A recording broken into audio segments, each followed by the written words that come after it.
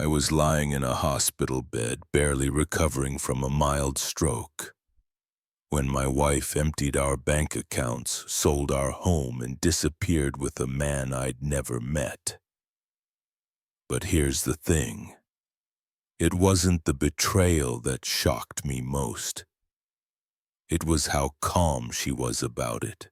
No message, no explanation. Just a silent rewrite of the life we'd built for 38 years. And when I walked out of that hospital, I realized I wasn't going home. I was walking straight into a war I didn't start, but one I was going to finish. I'd just turned 66 when the stroke hit me. It wasn't massive, just enough to drop me for a few days. The doctor said I was lucky, but luck didn't follow me home, while I was stuck in a stiff hospital bed in Billings, Montana. My wife, Marianne, was busy erasing me. No visits, no calls, just silence that felt colder than the IV drip in my arm. On the fourth day, I asked the nurse to help me check my email. I hadn't heard from Marianne, and I was getting worried.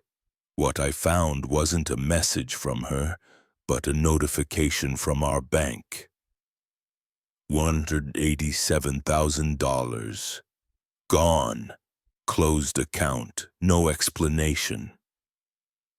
My heart didn't race, it froze. I called a friend to check on the house. He drove by. Said there was a moving truck in the driveway. And a man on the porch in my slippers, drinking from the coffee mug my daughter gave me on Father's Day. I was still hooked to wires and saline, but somehow I'd already lost everything. And as I laid there staring at the speckled ceiling, one thought kept repeating itself. This wasn't an accident. I should have seen it coming. A month before the stroke, Marianne started changing. She wasn't angry, just distant. She'd turn her phone face down. Passwords I used to know were suddenly updated. Conversations got shorter. Dinners got quieter. She stopped asking about my VA check. Stopped asking about anything. At first, I told myself it was just stress. She had back pain. The news was always bad. Maybe we were just getting older. But deep down, I knew better. One night I asked her, "Are we okay?" She said, "Why wouldn't we be?" And that was it. No hug, no eye contact. Just a cold answer that stayed with me longer than I expected. So 2 weeks before I landed in the ER, I did something I'd never done in 38 years of marriage. I opened a private safety deposit box birth certificate, DD-214, power of attorney, revoked and re-signed with my old friend Harold as backup. I didn't know exactly what was coming, but I knew this. If I didn't prepare, I'd lose more than my health.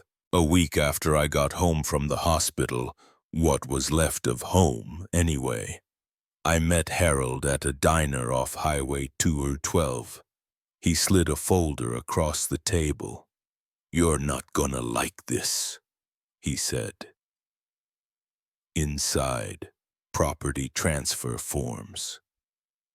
My name had been taken off the deed. The house had been sold while I was unconscious, with a forged power of attorney I'd supposedly signed. The same week I was in the ICU. I felt my hands go cold, not with fear, with clarity. Marianne hadn't just left. She'd planned it, and she didn't do it alone. A man named Russell, mid-50s, no fixed job, was now listed on the mortgage papers. Harold did a little digging. Russell had been involved in 2 other cases across state lines. Same pattern. Find an aging spouse with assets. gain trust through the partner, forge documents, flip the house, vanish. Except this time, they chose the wrong man. I wasn't angry.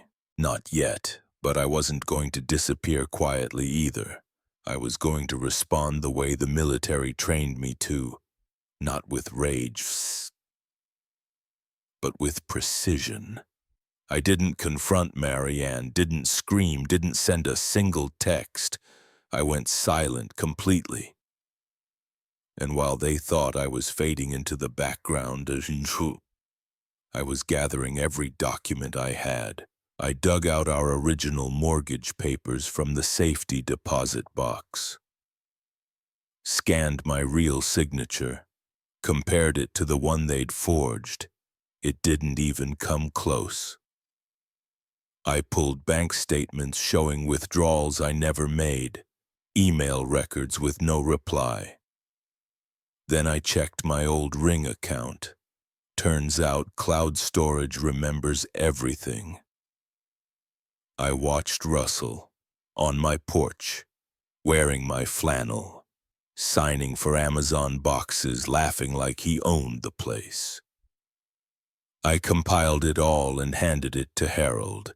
He sent the full packet to an FBI contact in Bozeman.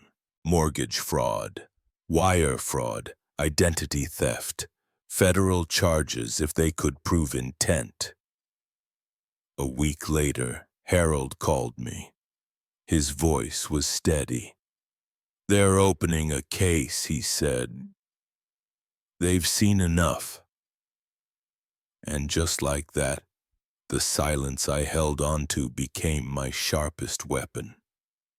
I wasn't done yet, because next time Russell opened that front door, it wouldn't be a delivery waiting for him. The knock came on a Tuesday morning. 2 agents, black suits, calm voices. Russell answered the door shirtless, coffee in hand. He never saw it coming. No shouting, no running, just federal cuffs and a quiet ride downtown. Marianne wasn't arrested, but the court froze every joint account, reversed the house transfer, and ordered restitution from what was left in her name. I didn't show up to court, didn't watch it play out. I'd already won the only battle that mattered, the one inside.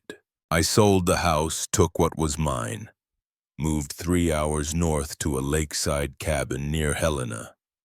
These days I wake up early, brew my own coffee, watch the fog roll off the water like it's cleansing the past.